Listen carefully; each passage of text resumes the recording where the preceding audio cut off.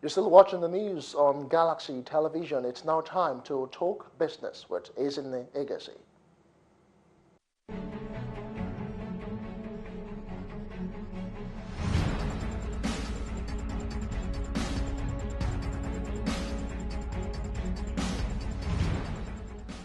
On the business scene, the Ekiti State House of Assembly has passed into law the 2018 revised appropriation bill of over 108 billion naira.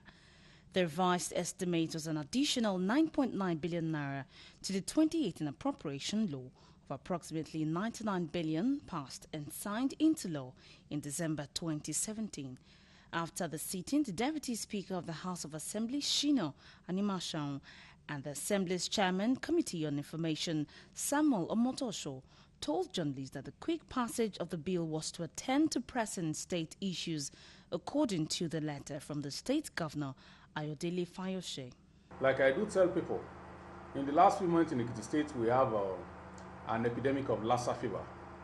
When we were doing the budget then, it wasn't covered. Nobody was planning that Lassa fever will invade Ekiti State.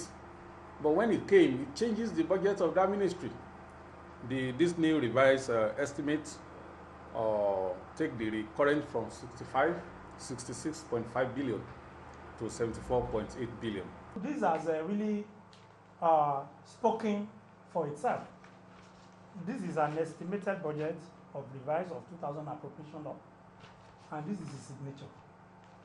15th September 2014. So it's simple. Let him be judged by what he has done.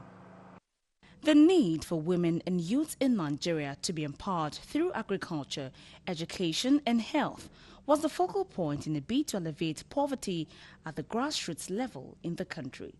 The chairman of Commonwealth Businesswomen Nigeria, Afoma Clara Adigwe, who disclosed this at a forum in Lagos, said CBW initiative will collaborate with the tiers of government and traditional institutions to transform women and youths through a Greek business venture in Nigeria.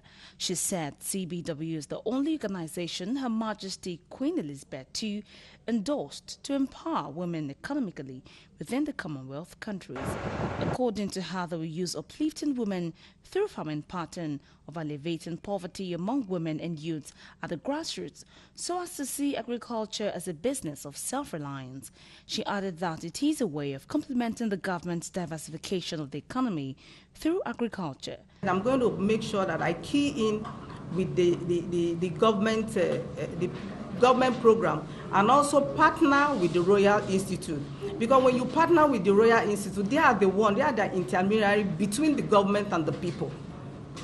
So most of the projects the Commonwealth Businesswomen is going to do is that we are going to transform the rural women farmers, especially the skillful ones, to make sure they are self-reliant and economically empowered. The Lagos State Director of CBW, Omotola Omoli, underscored the importance of women and youth empowerment for national development and economic growth. Also speaking, an entrepreneur, Christian Oboko, charged youths to join the Agric Revolution for economic development. Men are trying to educate the youth that the white-collar job is no longer available, that they should get into other things. So a lot of them are now, because they are quite young, and most of them have a lot of information.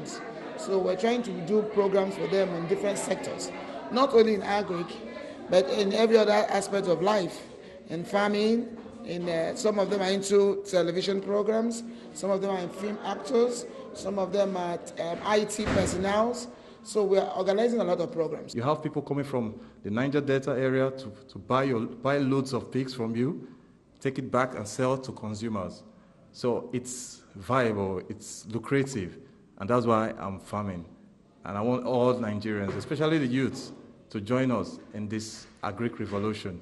Still in business, the Nigerian Bureau of Statistics, NBS, says the country's inflation increased by 11.23% year-on-year in August 2018. A report published by the NBS Friday notes that the figure is 0.09% points higher than the rate recorded in July 2018, which stood at 11.14%. This represents the first year-on-year rise in headline inflation following 18 consecutive months of disinflation in headline inflation. According to the report, increases were recorded in all COICOP divisions that yielded the headline index. The Bureau also notes month-on-month basis, the headline index increased by 1.05% in August 2018, down by 0.08 percentage points from the rate recorded in July 2018. And finally, oil price rose Friday, clawing back some territory after prices fell by the most in a month in the previous session, as the focus returned to supply concerns ahead of a November headline for U.S. sanctions on Iranian crude.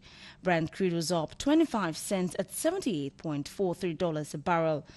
The global benchmark fell 2% after rising Wednesday to its highest since May 22nd at $80.13. U.S. WTI futures were up 41 cents at $69 a barrel after dropping 2.5% on Thursday.